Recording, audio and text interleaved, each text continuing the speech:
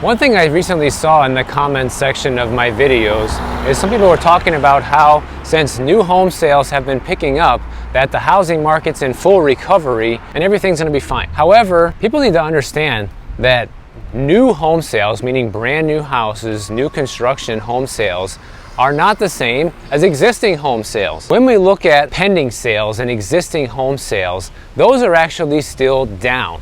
In fact, the most recent pending home sales came out from the National Association of Realtors, and it's only up 1.1% in September, which is a pretty big difference from the 12.3% increase that we have recently seen in brand new home sales, which I'll get to those stats a little bit later on. But first, let's cover these pending sales, because this kind of shows the gauge of where most of the market is right now, not just new construction. Even though pending home sales are up slightly, 1.1% in September from August, they're still down significantly year over year. You have pending home sales that are down 11% right now. Here we have an empty piece of land, no house, just a transformer statue for $4.85 million.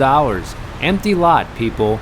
They want almost $5 million just because it sits on the golf course so you can have golf balls running through your window every day. And it's a land flip on top of that. They bought it in 2021 for $1.875 million, and now they want almost $5 million for it.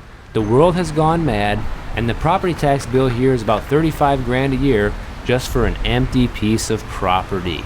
Let that sink in. And of course, economists, because they're always wrong about everything, we're actually expecting the home sales to fall by 1.5% in September, but in fact it was up 1.1%. So that came as a shocker to everybody, kind of like the recent GDP numbers did. And here's the interesting thing. A few days ago, I also covered how a lot of transactions are falling apart. You're having a lot of real estate transactions not making it to the closing table because many home buyers are pulling out. And when you combine that simultaneously with pending home sales going down 11% year over year, that's a pretty big deal. These are all transactions that are not closing. You're seeing the actual number of home sales closing declining. You're seeing pending home sales declining.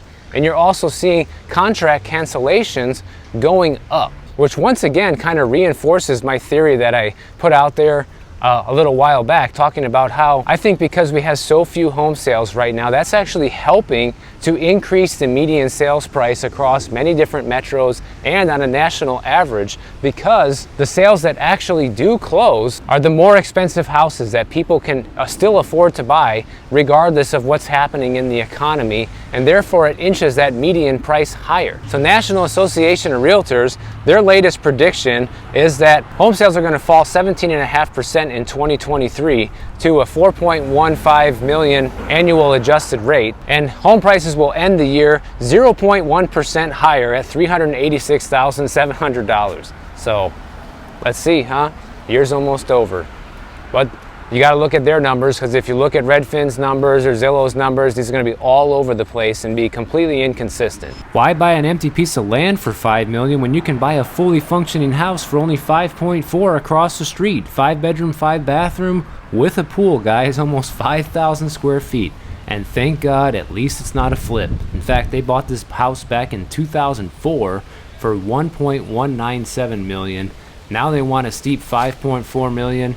Who knows if they're going to get it? Anything's possible in today's market, and their current property tax bill sitting at close to $15,000 per year. And guess what? You don't have to worry about golf balls flying through your window every day, because this one is across the street from the course. Now earlier we touched on new home sales, and everybody's, celebrating because new home sales are going through the roof, far past expectations. They're up 12.3%, okay, in September of 2023. But people have to understand this is mainly due to the fact that there's not a lot of resale inventory on the market. Also, home builders are offering the best deal in town, guys. In some cases today, when you factor in the mortgage rate buy down and the concessions, as well as a potential price cut on a brand new house, you could actually be looking at a brand new home being cheaper today than an existing home.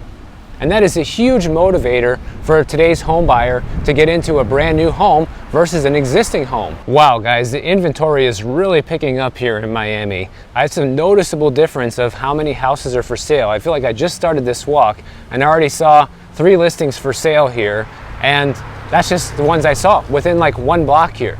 And when I left, you didn't see nearly as many houses for sale as we're seeing right now.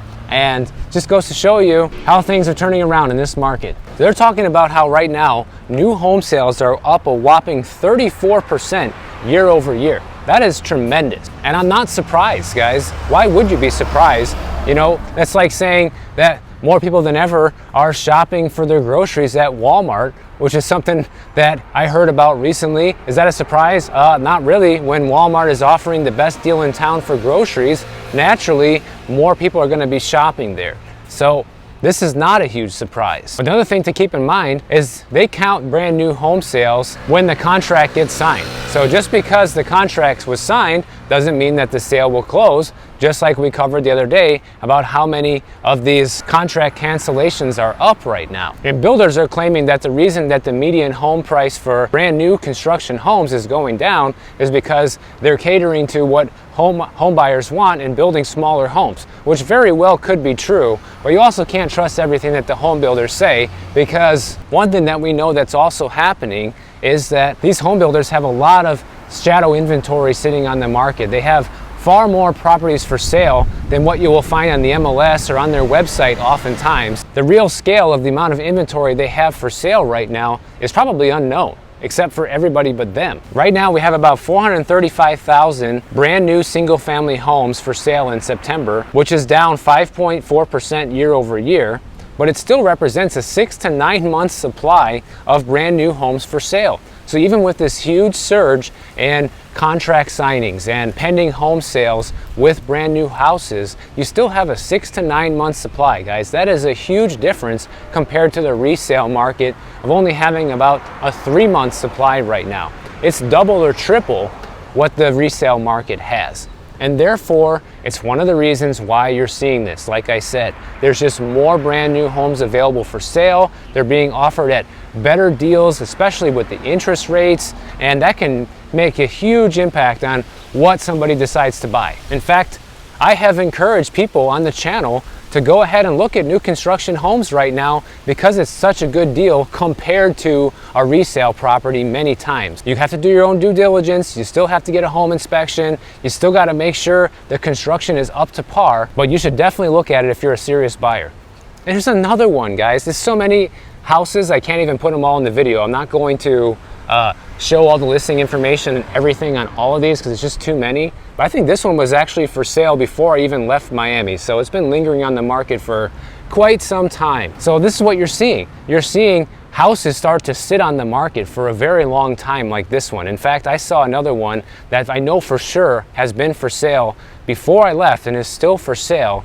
And I'm gonna put it in a video for you guys next week sometime. And so you're starting to see inventory pile up in places because people can't afford to buy at these prices and rates. And then on top of that, you have new listings coming up, just like the ones I showed you at the beginning of this video. You have new listings compounding on top of the existing listings. And if nothing sells, inventory continues to pile up, prices go down. There's even another one across the street there.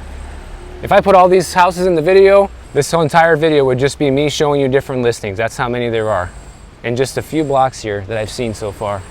It's nuts. And here's the other thing, guys. Even though these brand new home sales are surging, right? The actual median home sales price is for a brand new house is still down 3.3% from last month, and it's down 12.3% from a year ago. So that is a huge drop. And I actually covered this story when I was in California, showing you guys just how much the price of these new homes have come down in the past year. And that's why I think new construction is selling like crazy right now, because people are realizing there's a pretty good opportunity here. They're pouncing on it, and I don't blame them if they find a good deal. Even check out this flyer that Steve sent me. They're offering this. If you buy one of their brand new houses, they'll include a free lanai on your home, and they'll give you up to $30,000 in closing assistance. That is tremendous, guys. Obviously the lanai is just a gimmick, but The $30K in closing assistance, that is huge. And of course, they put some urgency in here that this offer expires, by October 29th, so you have to do it right now. And they're getting people through the door. It's working, obviously. I was sent a lot of stories this week, so I want to cover some of the things that you guys sent me.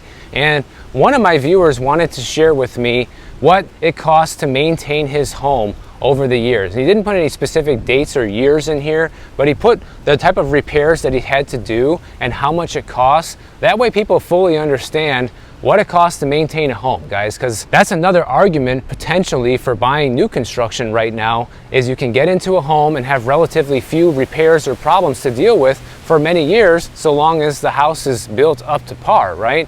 If you get shoddy construction and terrible work, then that's not going to be the case. But that's why it's so important to get it thoroughly inspected before you buy it. Steven sent me his numbers, and look at this. He had to do waterproofing in his basement apartment that he maybe rents out or uses for family. That cost $22,000 for the waterproofing in there. He had to replace 2 air conditioning units and a water heater.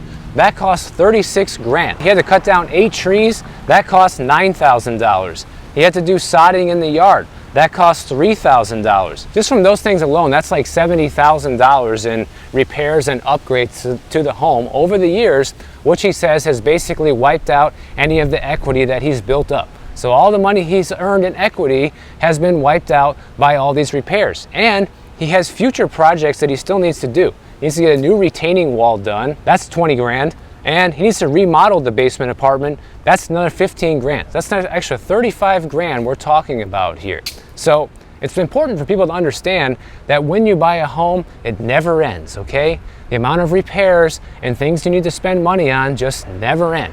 Now, some of this stuff is discretionary. You don't need to remodel the basement apartment, right? But if you want to keep your home nice and maintained and modern, then that's what you do, especially if it's a rental and you're trying to command the most in rent that you possibly can get. But it's not just inventory that's driving this whole slowdown in the housing market, excluding new home sales. It's also the interest rates. We have mortgage applications right now at a 28-year low, guys, and interest rates to buy are at the highest level that we've seen since September of 2000. The average 30-year fixed rate is at 7.9% right now, according to Mortgage Bankers Association, and that is for the most ideal borrower. And that means if you have a 620 credit score and you're only putting $5,000 down and you make 60 grand a year, you're probably going to be facing a 9% rate, if not higher than that at this moment. Now, another thing that could potentially be happening that Lauren sent me is they're looking to change how the homestead tax here in Florida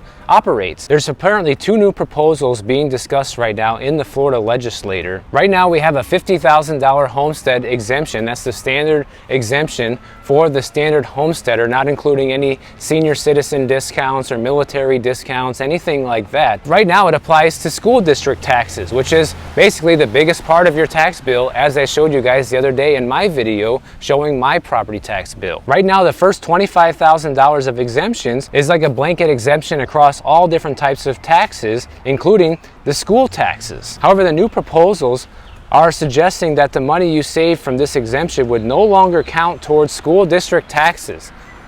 I mean, come on, guys, when does this ever end? I already told you that I don't think it's really fair that people that don't have children have to pay this, and I just know some people are highly against me, and that's fine, but if I decide to have a kid, then I'd be more than happy to pay for the expenses involved. But I don't have one, so why should I have to pay for it? And it really depends on where you live in Florida on how much you get hit with these school taxes. Like a third of my property tax bill is made up of just paying for the schools, and that could potentially go up if something like this passes. Why would I ever want that to happen? But apparently it's not all bad news, because another thing that they want to do besides this is add an additional $25,000 exemption for all properties that are valued over $50,000, which is basically everywhere now in Florida. So if they add an additional $25,000 exemption, that would give somebody like me a $75,000 homestead exemption rather than a $50,000 one. Maybe it will all even out. I don't know. Can't escape the leaf blower, man. That's 2 days in a row. I'm back in Miami, guys. It just never ends. Now, a different Steve from the Steve earlier sent me this story about how much money was stolen during the pandemic.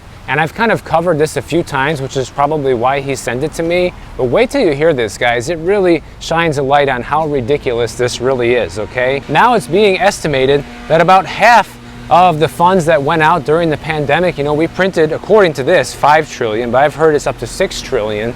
So they're saying that about 2.5 trillion of that money potentially went to our biggest adversaries, including China and Russia and other non-friendly countries. Imagine that. 2.5 trillion of our money that you and I are gonna have to pay for the rest of our lives potentially went to these countries. How does that make you feel? They say that this data is still being evaluated, and they're saying this probably happened through all sorts of different things because they had Chinese hackers who stole an estimated $20 million in relief funds, and then you had all these different fraudulent claims, especially for unemployment, that were coming in across the board. So this woman that worked for a surgery center in Arizona with only about 20 or 30 employees said that a lot of people were filing for unemployment that had never actually worked at the company or had not worked there in years. And she was even getting unemployment requests for herself, meaning that people are fraudulently filing these claims just because she was an employee on record there under her name. And she even made a joke with her husband saying, hey, do you want me to quit now? Because apparently I'm already asking for unemployment. And so this woman added up the fraudulent benefit applications, and there were literally hundreds of them, okay? And that's just for one business in Arizona, guys. Imagine the scale of what this could be across the nation and how much of it was actually stolen by these adversarial countries. Because one thing you gotta remember is a lot of this money was directly handed out straight to citizens' pockets, right? Straight into your bank account. You had the stimulus checks, straight to your bank account. EIDL loans, straight to your bank account. PPP loans, straight to your bank account. And those are just the ones I can remember. And so what this comes down to is it's a combination of inadequate oversight and internal controls, large-scale organized fraud rings, and an antiquated data and information system that contributed to the massive amount of fraud that we saw during the pandemic.